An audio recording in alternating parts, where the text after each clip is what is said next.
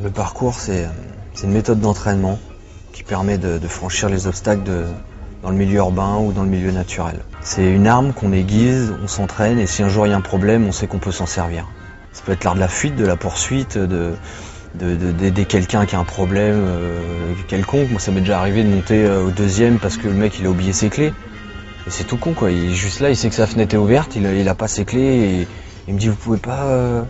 Je sais pas si, donc je suis rentré chez lui juste pour lui ouvrir sa porte et si lui il avait pu le faire, voilà, ça aurait pas été un problème pour lui. Je crois que la finalité du parcours c'est de devenir autonome, de devenir entier et tout seul d'être capable de dire bon ce truc là j'ai pas la détente mais je pense que je m'entraîne pendant 15 jours à répéter 50 sauts le matin et puis le soir, dans un mois j'y arrive. C'est ça se connaître, se fixer des objectifs, les atteindre.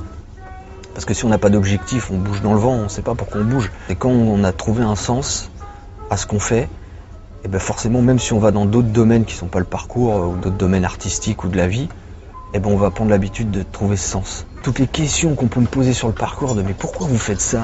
C'est quoi là? Comme si le secret était soit dans la philosophie, soit dans le mouvement que tu vas travailler, soit.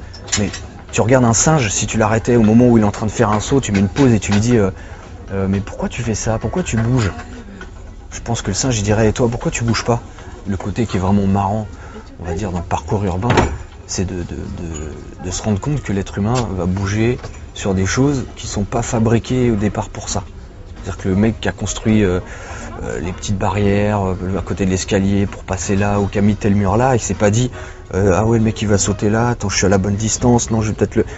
Ils construisent, et nous on arrive à trouver les trucs, comme un jeu de société un peu tu vas regarder ce qui est possible, ce qui est pas possible, et plus ton regard est juste, et moins tu prends de risques. Quand tu vis un art, peu importe lequel, à fond, forcément ça t'ouvre sur plein d'autres choses, et ça te fait comprendre des choses de la vie, quoi.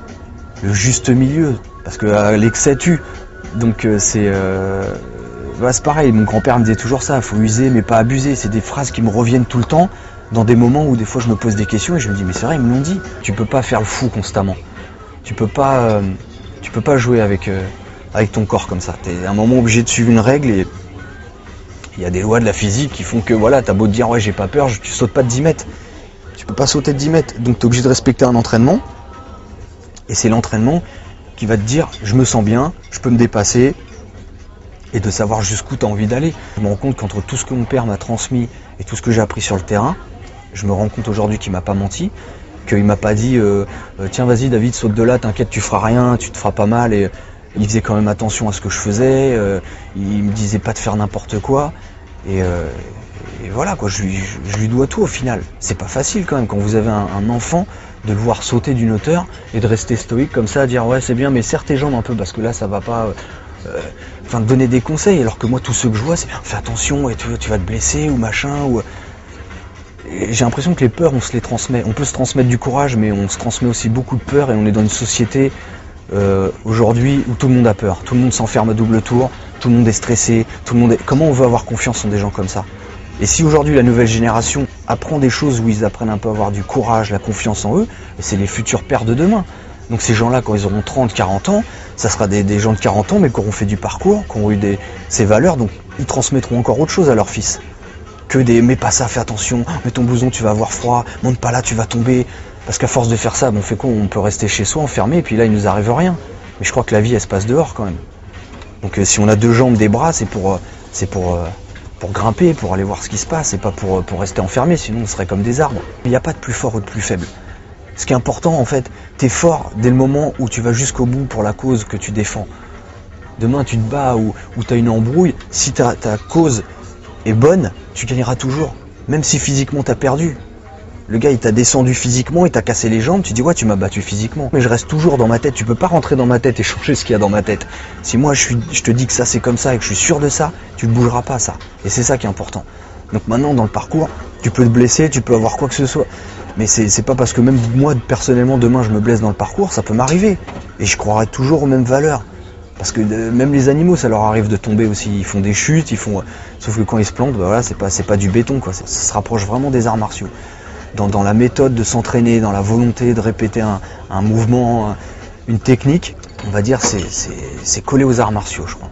Je crois que c'est vraiment la même philosophie, la même façon d'appréhender les choses, de voir un adversaire, de dire ok bon lui il est grand, ok va falloir que je tape plus bas parce que ceci, cela, ou il a l'air d'être rapide donc je vais essayer suivant l'adversaire, on modifie sa technique, on sait où il va falloir faire attention, machin, le gars il se combat, fait du combat rapproché, combat au sol, quand tu arrives sur un obstacle c'est pareil.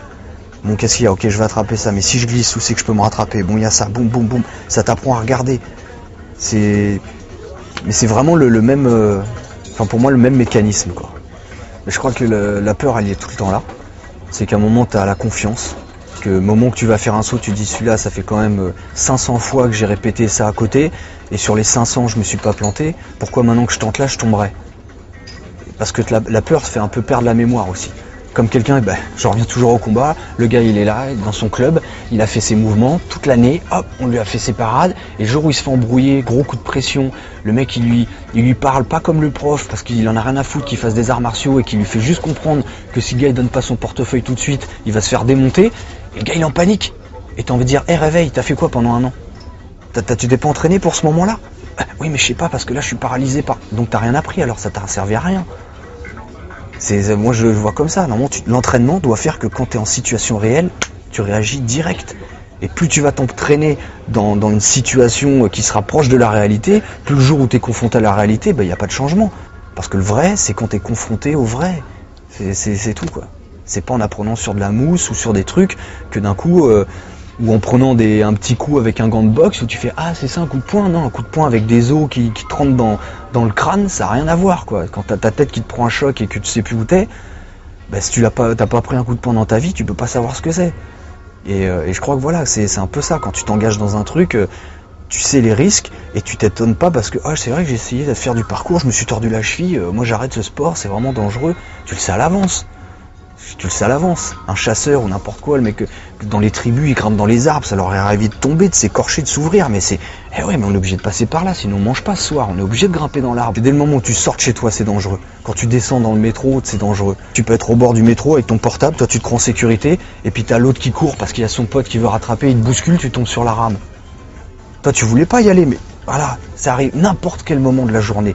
Donc quand t'as compris ça, c'est le jour où tu dois partir, tu pars. Donc à un moment, fais les choses et vis ce que tu dois vivre et arrête d'être dans des frayeurs. Ah non, il faut pas faire ça parce que le gars, non, moi je fais pas de voiture, moi je conduis pas parce que ça peut être dangereux la voiture, il y a plein d'accidents, et puis tu traverses la route, tu te fais renverser. Le gars il s'enferme à double tour chez lui pour pas qu'on rentre, et puis il y a une fuite de gaz, tout l'immeuble explose. Il n'y a pas vraiment de trucs à faire pour se protéger du danger ou prendre moins de risques. La vie, c'est un risque déjà. La vie, c'est un risque permanent. On prend des risques tout le temps. Quand on parle avec des gens, quand on s'engage, quand on donne sa confiance à quelqu'un, on prend un risque. Donc le truc, c'est d'être prévenu et puis de vivre avec. Mais les gens qui regardent, ils disent « Oh, t'as vu, il est sur le mur de l'école et tout, il répète, il a pas le droit d'être là. Oh là là !»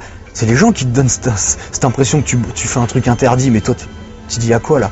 Là, un chat, il vient ou un oiseau, il se pose sur le truc, tu vas pas lui jeter des pierres. Pourtant, c'est un être vivant, il a un cœur à l'intérieur. Pourquoi juste parce que moi, je suis une personne et que je peux parler, là, vous allez me dire « tu sais que t'as pas le droit d'être là, qu'est-ce que tu fous sur le mur ?» Je sais pas, et toi, qu'est-ce que tu fais à me regarder, toi? Si tu tournes ta tête, en fait, là, et que tu marches tout droit, tu me vois pas. Je te gêne pas.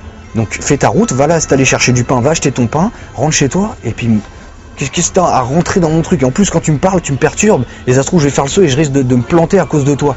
Parce que tu m'as énervé à rentrer dans ta discussion, je me concentre sur mon truc, je te regarde, je saute, bam, je me blesse. Et là, tu fais quoi? C'est toi qui vas venir, qui va m'emmener au secours ou machin? Donc, si c'est pas ce que t'as à me dire est pas plus important que ce que j'ai à faire, trace ta route.